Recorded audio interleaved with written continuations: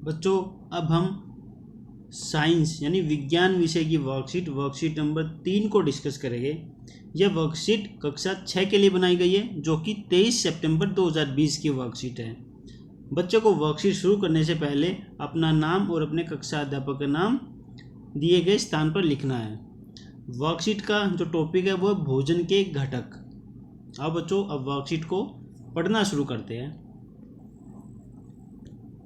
Carbohydrate, जैसे कि आप पढ़ चुके हैं, कार्बोहाइड्रेट ऊर्जा प्रदान करने वाले पोषक है। हमारे भोजन में उनका उपस्थित होना बहुत ज़रूरी है। देखिए बच्चों, कार्बोहाइड्रेट जो होते हैं वो हमारे शरीर को क्या प्रदान करते हैं? ऊर्जा प्रदान करते हैं। इसलिए हमको ऐसा भोजन खाना चाहिए जिनमें कार्बोहाइड्रेट हो और हमारे शरीर को ऊर्जा मिले। ठीक है, आगे देखिए। क्रम संख्या, खाने की चीज़ों की सूची बनाइए जिन्हें आप प्रतिदिन खाते हैं। जैसे बच्चों, आपको सूची बनानी है जिसको आप प्रतिदिन खाते हैं। जैसे रोटी सभी खाते हैं, रोटी, दाल, चावल, ठीक है ना, सलाद, सलाद पता ना, और सब्जियां तरह तरह की, दही,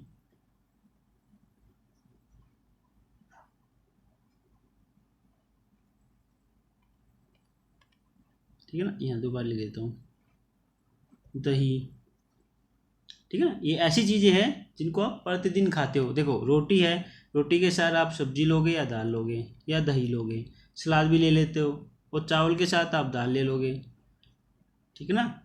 तो काफ़ी सारी चीज़ें हैं जिनको आप प्रतिदिन खाते हैं। तो बच्चों ये मैंने यहाँ पर लिख दिया।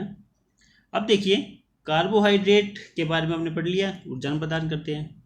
अब कार्बोहाइड्रेट कई प्रकार के होते हैं, जैसे मंड और शर्करा, ठीक है। जैसे कि मंड और शर्करा हमारे भोजन में पाए जाने वाले मुख्य कार्बोहाइड्रेट है। ये ऐसे कार्बोहाइड्रेट है जो मुख्यतः हमारे भोजन में पाए जाते हैं, मंड और शर्करा। देखिए बच्चों, यहाँ पे ये टेबल बनी हुई है। पोषक का नाम, स्रोत, कार्य और खाने की चीज़ें। जैसे पोषक का नाम क्या है? कार्बोहाइड्रेट। ये कहाँ से मिलता है? स्रोत क्या है इसका? गेहूँ से, चावल से, चीनी से, आलू से।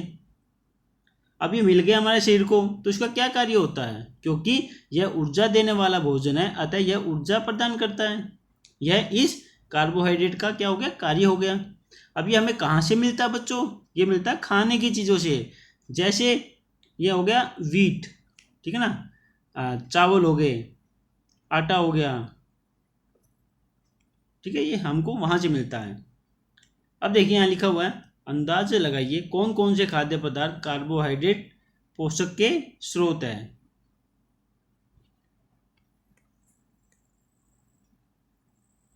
आपको अंदाजा लगाना है कि ऐसे कौन कौन से पदार्थ है जो कार्बोहाइड्रेट पोषक के स्रोत है।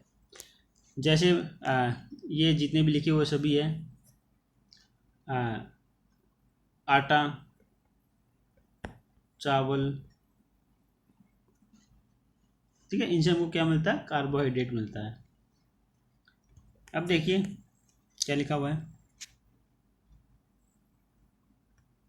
बच्चों, क्या आप पता लगा सकते हैं कि आपके भोजन में मंड उपस्थित है या नहीं? देखो बच्चों, मंड का पता करने के लिए यहाँ पर एक तरीका बताया हुआ कि आप मंड का पता कैसे कर सकते हो। खाद्य पदार्थ या कच्ची सामग्री में 2-3 बूंद तनु आयोडीन विलेय की डालिए। आपको 2-3 बूंद आयोडीन की डालनी है।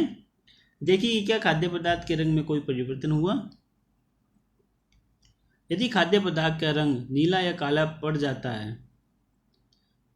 या कालेपन में नीला हो जाए तो समझिए कि उसमें मंड उपस्थित है, ठीक है ना। यदि जो खाद्य पदार्थ जिसमें आप आयोडीन मिला रहे हैं, अगर उसका रंग नीला पड़ जाए या कालेपन से नीला हो जाए तो उसका समझ लो उसके अंदर मंड है। ठीक है बच्चों, यहाँ पे चित्र में भी दिखाया गया है।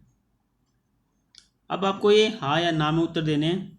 चावल और गेहूँ कार्बोहाइड्रेट के अच्छे स्रोत हैं। जी हाँ, इनसे हमको ज़्यादा ऊर्जा प्राप्त होती है। आलू में सिर्फ कार्बोहाइड्रेट होता है? नहीं। बच्चों कार्बोहाइड्रेट तो आलू में होता है, इसके साथ साथ प्रोटीन भी होता है और काफ़ी अलग तरह के भी प्रोटीन होते हैं। तो इसलिए यहाँ पर नहीं, खिलाड़ी को खेलने के लिए सिर्फ मक्खन खाना चाहिए।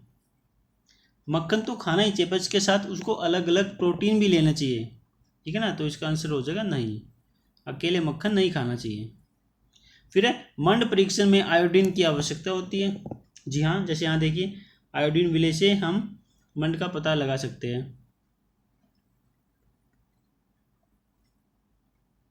ठीक है। तो ये आज की वर्कशीट में बच्चों इतना ही था। तो वर्कशीट यहीं पर कंप्लीट होती है। अगर ये वीडियो आपको अच्छी लगे तो इसको लाइक कीजिएगा, शेयर कीजिएगा और सब्सक्राइब कीजिएगा। धन्यवाद।